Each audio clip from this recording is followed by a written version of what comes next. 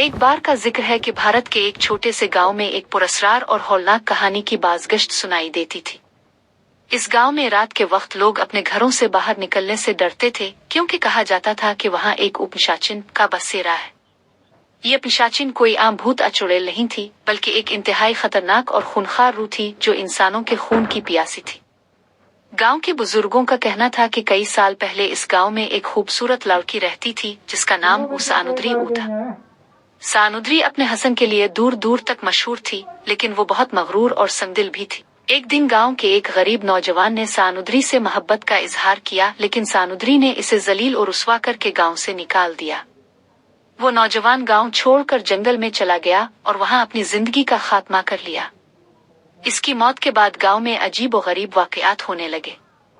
रात के वक्त लोग जंगल के करीब से चीखों और आहो बका की आवाजें सुनने लगे। कुछ दिनों बाद सानुद्री की लाश गांव के बाहर एक दरख्त से लटकी हुई पाई गई।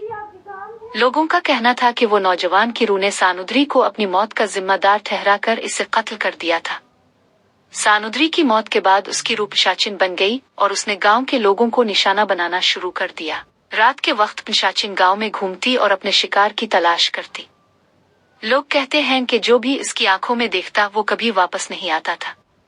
इसकी आंखों में ऐसी ताकत थी कि वो इंसानों की रूह को काबू में करके उन्हें अपनी तरफ खींच लेती। गांव के लोग इस पिशाचिन से निजात पाने के लिए मुख्तलिफ तावीज और मंत्रों का इस्तेमाल करने लगे, लेकिन कोई भी तदबीर कारगर साबित न हुई। गांव के बड़े बुजुर्गों ने फैसला किया कि उन्हें इस रूह से निजात के लिए किसी जोगी या तांत्रिक की मदद लेनी पड़ेगी। आखिरकार एक दिन एक मशहूर तांत्रिक गांव में आया और उसने पिशाचिन को कैद करने की तरकीब बताई। तांत्रिक ने कहा कि पिशाचिन को कैद करने के लिए एक खास रात का इंतजार करना होगा, जब चांद मुकम्मल होगा और तारे सब के सब झिलमिलाते होंगे। इस रात तांत्रिक ने पिशाचिन को कैद करने के लिए एक खास हवन का इंतजाम किया। जब रात हुई तो गांव के लोग तांत्रिक के गिर्द जमा हो गए और हवन की शुरुआत हुई।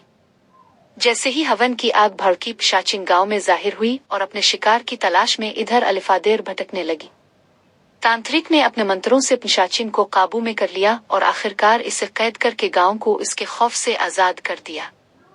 कहते हैं कि इसके बाद वो गांव दोबारा कभी वैसा नहीं रहा, लेकिन आज भी लोग रात के वक्त जंगल के करीब जाने से कतराते हैं, क्योंकि उन्हें डर है कि कहीं वो पिशाचिन दोबारा आजाद ना हो जाए।